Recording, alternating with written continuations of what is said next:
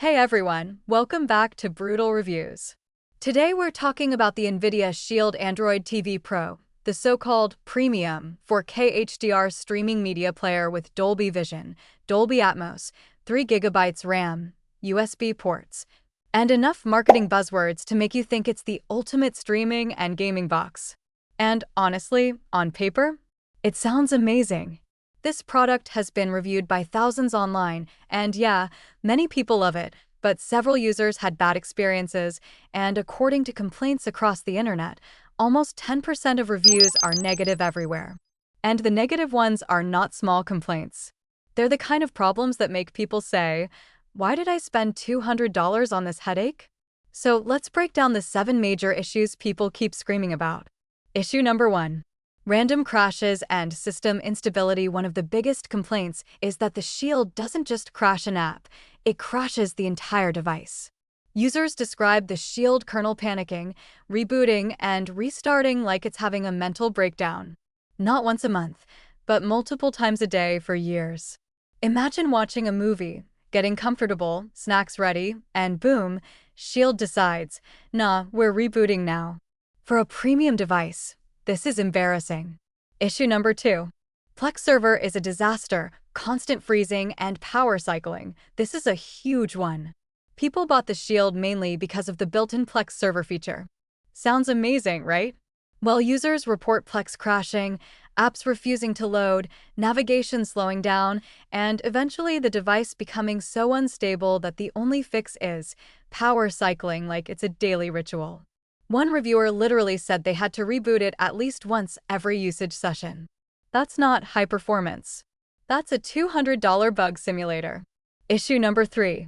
Remote control equals absolute garbage. Design. The Shield remote gets absolutely roasted online.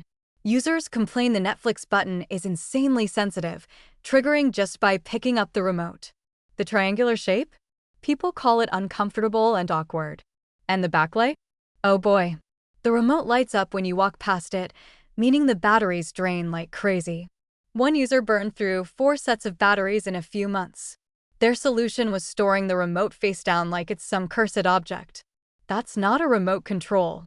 That's a battery-powered prank. Issue number 4. Wi-Fi and connectivity problems. Modern routers hate it. Some users couldn't even connect over Wi-Fi. They had to use Ethernet, and even with routers right next to the device, the Shield still struggled. One reviewer with a Wi-Fi 7 router had to use an IoT band just to get the Shield online. And NVIDIA support? Basically useless. So if you have a modern setup, don't assume this premium device will just work. Because for many people, it doesn't. Issue number 5. Compatibility problems. HDMI handshake. Hell, if you use advanced home theater gear like projectors, AVRs, or UHD players, good luck. Users reported constant HDMI handshake failures, black screens, flashing menus, and unstable signals even after trying multiple certified HDMI cables. That's the kind of issue that makes you want to throw the Shield across the room. For a device built for high performance, it sure struggles to do basic output correctly. Issue number 6. Audio drops and Dolby issues. One user described a nightmare situation where the sound would randomly drop for 5 to 10 minutes at a time across all apps. Not Netflix only. Not one service. The entire device. They factory reset multiple times, contacted NVIDIA, and after months, still no fix. That's not a premium entertainment experience. That's paying $200 to sit in silence. Issue number 7. Overpriced for what you actually get. Terrible value.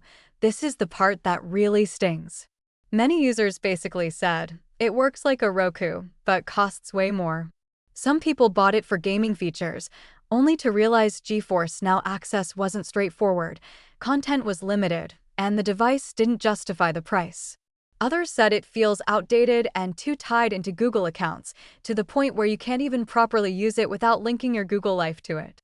So the Shield Pro ends up feeling like a Cadillac product that performs like a Buick while charging Ferrari money. Final verdict, brutally honest. The NVIDIA Shield Pro is a device with great audio, great video, great potential, but the execution is a mess. Between the crashes, Plex instability, remote problems, Wi-Fi issues, HDMI handshake failures, and overpriced value. This product feels like something that should cost $80, not $200. If you're lucky, you'll love it. If you're not lucky, you'll spend months troubleshooting like it's your second job. Verdict: only buy it if you're a hardcore enthusiast and willing to deal with bugs. For normal people, it's an overpriced headache. Buy link is in the description.